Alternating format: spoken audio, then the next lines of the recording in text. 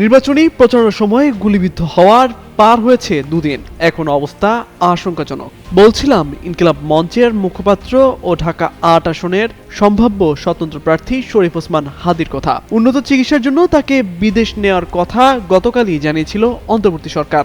মুমূর্ষু হাদিকে সিঙ্গাপুরে নিতে সকালেই শাহজালাল আন্তর্জাতিক বিমানবন্দরে অবতরণ করে এয়ার অ্যাম্বুলেন্স। সব জল্পনা কল্পনার অবসান ঘটিয়ে অবশেষে হাদিকে নিয়েই সিঙ্গাপুরের উদ্দেশ্যে ঢাকা ছাড়ল এয়ার অ্যাম্বুলেন্সটি। এর আগে বেলা 11:22 দিকে শাহজালাল আন্তর্জাতিক বিমানবন্দরে অবতরণ করে এয়ার অ্যাম্বুলেন্সটি।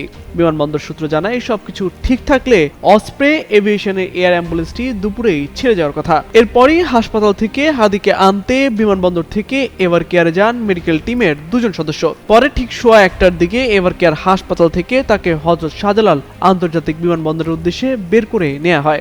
এরপরই সেখানে সব আনুষ্ঠানিকতা শেষে সিঙ্গাপুরের উদ্দেশ্যে ছেড়ে যায় বিমানটি। রোববার শরীফ ওসমান হাদিকে উন্নত চিকিৎসার জন্য সিঙ্গাপুরে পাঠানোর সিদ্ধান্ত নেওয়া হয়। সে সময় প্রয়োজনীয় মেডিকেল এয়ার অ্যাম্বুলেন্স, চিকিৎসক দল এবং ভ্রমণ সংক্রান্ত সব প্রস্তুতি এর মধ্যেই সম্পন্ন করার কথা জানায় প্রধান উপদেষ্টার প্রেস উইং।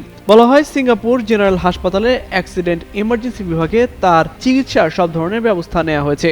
এছাড়া ওসমান হাদির চিকিৎসা সংক্রান্ত সব ব্যয় রাষ্ট্রীয়ভাবে বহন করা হবে। তার চিকিৎসা প্রক্রিয়া সার্বক্ষণিকভাবে পর্যবেক্ষণে রাখার জন্য সংশ্লিষ্টদের নির্দেশ দিয়েছেন প্রধান উপদেষ্টা। গত শুক্রবার রাজধানীর বিজয়নগর বক্স কালভার্ট এলাকায় ইনকিলাব মঞ্চের মুখপাত্র শরীফ ওসমান হাদি রিকশায় করে যাওয়ার পথে সন্ত্রাসীদের হামলার শিকার হন। এ সময় একটি মোটরসাইকেলে করে এসে হত্যার উদ্দেশ্যে তার মাথায় গুলি করে পালিয়ে যায় দুর্বৃত্তরা। সবশেষ রাজধানীর এভার কেয়ার হাসপাতালে নিবিড় পর্যবেক্ষণে ছিলেন তিনি।